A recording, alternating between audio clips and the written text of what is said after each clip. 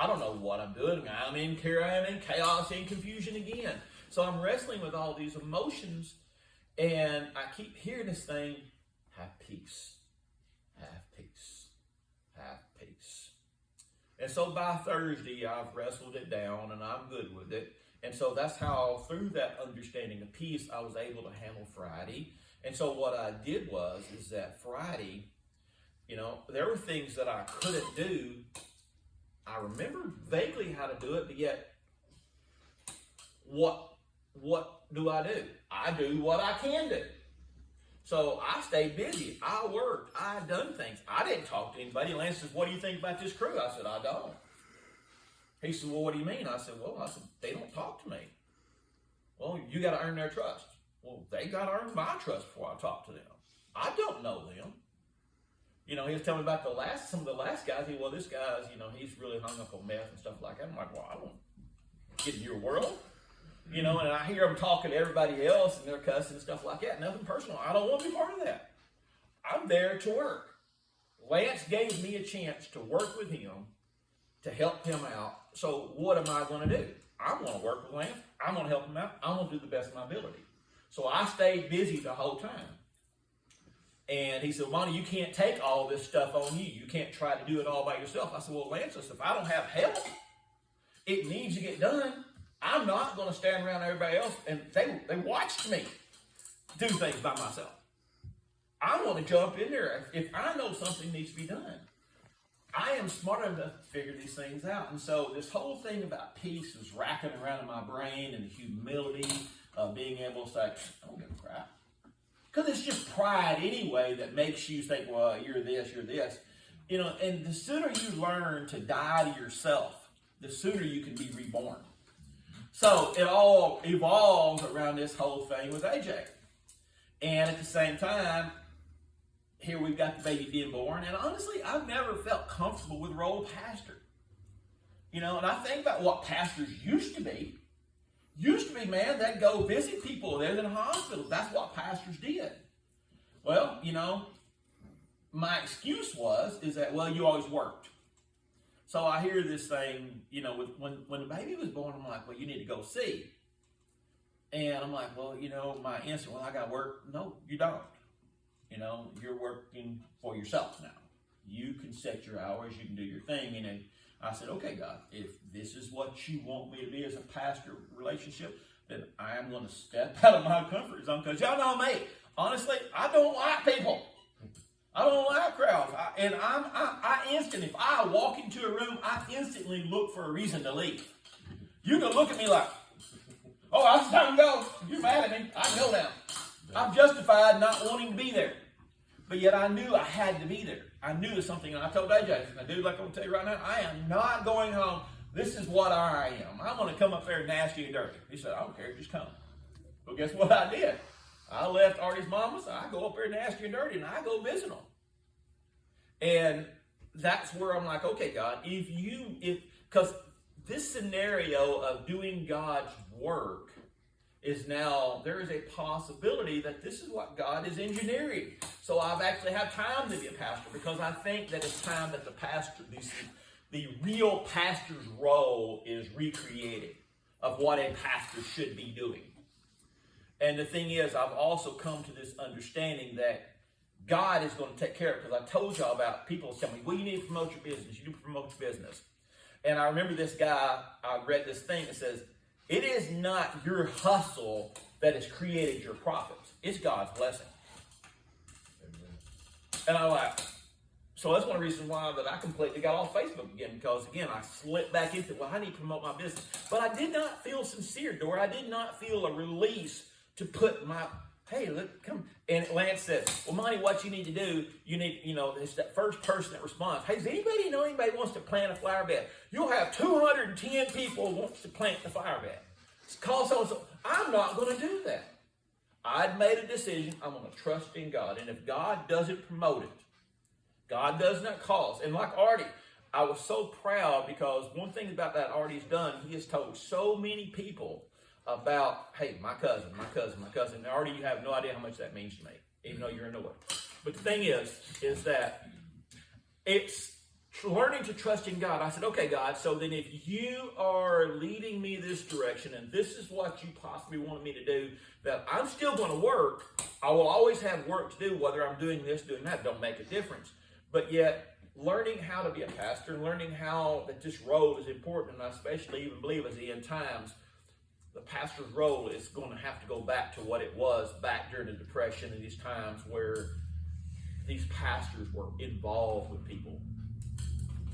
So, in my involvement with people, yuck, I was sitting here and I called AJ. I texted AJ. AJ calls me. And I had, it was Friday. And AJ, do you remember what I told you? I said, I'm tired. I said, because Thursday I set them posts by myself. And then Friday, I worked all day with Lance. And I'm old. I'm old. I don't know if y'all know this or not. I'm old. Artie's ancient. I'm old. Accident says I'm Cretaceous. Punk, I'll choke you down. But the thing is that my body is hurting. And so I could not wait. Actually what's so funny is that Thursday, I found I had to calculate. Do y'all know how much a 6 by 12 foot long 6 by 6 treated post average weighs? 150 pounds. Right. 80 pounds. No, they weigh on an average of 127. These, I'm close. 80 pounds sounds, I go with Artie, because they felt more like 150. And I had to load them suckers, and it's so funny, because at Lowe's, the 6 by 6 the most heaviest things, you'd think they'd be like level, that you can slide them off the rack. No, they're at the bottom. You got to drag them out. And the problem is with Lowe's, why I go to Lowe's versus any other place, I don't go to Lumber One because I'm picky about what I buy. And so I have to go sort. David, you must like to sort through a 150-pound piece of lumber? Yes. And so by the time I got it loaded and stuff like that, and then dug the holes, and then stood them suckers up there and held them while I'm pouring concrete in, you know how hard that is to do. That's tough. I got it all said and done, got it all up. And I remember going home Thursday night from Wanda's, and I'm like, yes. Because it needs to dry a couple of days. Emily and I'm like, okay, it's going to be cool. I'm going to just sit around there Friday morning. I'm going to have my coffee. I'm going to pretend like I already know. And so Kyle's going to kick back, smell the fires, and just like, it's 9:30. I'm going to wake up now. So here it is that I'm on my way home, and Lance calls. Hey, man. My first response has now got to Lance. I say, to what do I owe this pleasure? He said, well, man, I'm going to pour tomorrow. Are you available? I'm like, yes, I'll be there. My body's like, shut up, don't even answer the call. And so I work all day Friday, and I'm tired. AJ calls me, and we're talking. And honestly, it was amazing because AJ's conversation, he didn't say it, but AJ had such a sense of mature peace about how I'd be a nervous wreck knowing that this was happening, my grandbaby, the whole 9 yards, and I'm like, and so what happened is that I understood peace, the peace of AJ, and I was like, this is so cool, and I hang up the phone from AJ. I'm like, okay. AJ says, Monty, he said, I can tell by your voice you're tired. I said, yeah, man. I said, because I done told, matter of fact, I told Eric, I said, they're going to have to drive a stake by me Friday just to see if I can move. Because you'll need point of reference just to see how far I've really moved. Because I ain't moving nowhere. I said, Amber's going to want this done. She's going to want that done. I said, I ain't doing crap Saturday. Matter of fact, I think that's what I even told you, that I wasn't doing nothing Saturday. Soon as I hang the phone up, guess who calls me? Lance. Hey, man. I'm like, hey, bro. And I get off the phone. She's laughing at me. She starts laughing at me. She thinks it's funny. She said, you can't tell him no, can you? I said, no, he needs me. So I go there. I'm like, it's a chance to work. You know, and I've tried to prove that I'm not lazy. I'll work. I don't care. I'm going to work. I'm going to do something. But my plans of doing this thing. So I've been wrestling with this whole concept of peace. And so I remember Saturday morning I wake up and I'm looking there and I hear this thing. Do you know peace? Do you know peace? Well, I'm watching Lance, and I watched Lance's reactions Friday, and I'm watching the stress on him, how he's doing all these different things. And I try to be careful with what I put on Lance. As a parent, you, like with Bailey, I have I call it a correction time period. In other words, I can say words of advice or corrections with Bailey. Some people, man, like for AJ, I probably got 30 minutes that I can deal with AJ. Lance is about 15 or so. Bailey is 1.8 seconds. I got to say my correction to Bailey in 1.8 seconds, because at 1.9 seconds, the switch flips. Now I'm getting on to her. Axton is now at 1.7 seconds of correction.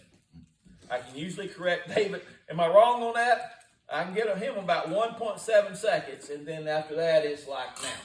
So I'm sitting there, and so Lance was like, I can tell Sunday, man, he was beat. I mean, Saturday he was beat. He was beat. Man, talking about getting humbled. I said, you don't talk about humbled, buddy. Let's talk about humble. So I laid it out to him. I said, Lance, I said, you're not the happy person and the confident person that I was. And I'm reading this book now. And this book is about these battle mages. I like these kind of books. If you give me a book like War and Peace, Moby Dick, The Count of Monte Cristo, I'm good for like 2 pages in that. And especially if it don't go along with the movie, it's gone. Because if I seen the movie first and I seen him read the book, and Edward Dante is the exact opposite person of what was in the movie. So I'm sitting there and I'm telling Lance, because I'm reading this book, and he was beat down. I said, Lance, let me tell you about this book that I'm reading. It's a book about humans fighting demon warfare. And these demons, they have these people that they have possessed. And how do they possess them? What they do is that the humans would fight the possessed armies, and they could defeat the possessed armies, but yet they had to just annihilate the possessed armies, because the possessed armies knew no fear, because they lived in permanent torture. And they knew that the minute that they were killed in the battle, they was going to be tortured even worse, because they had failed to do their master's bidding. They had lost hope. And how they had lost hope, how they was possessed, was when the demons would enter into the battlefield, they would send out all the possessed workers to weaken the people. And when the demons showed up, they were vulnerable, they could be destroyed, so they would weaken you first. And so what happened is that when the demons showed up, what would happen is that every bit of resolve would crumble.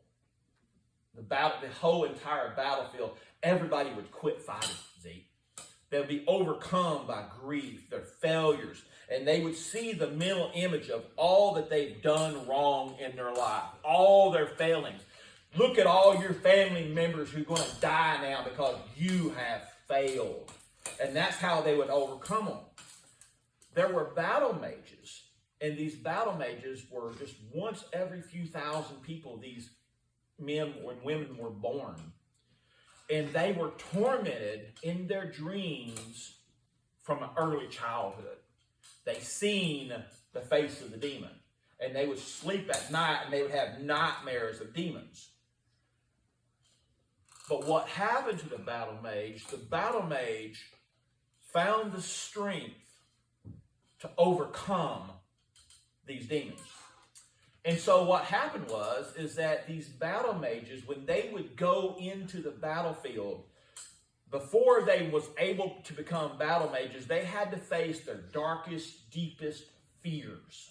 And they had to overcome them. They had to overcome their deepest, darkest fears. And when they did, they went out into the battlefield and they absorbed all of the negative energy and the defeat and the anger and the depression, and the whole tide of the battle would turn. And so everything was to destroy these battle mages.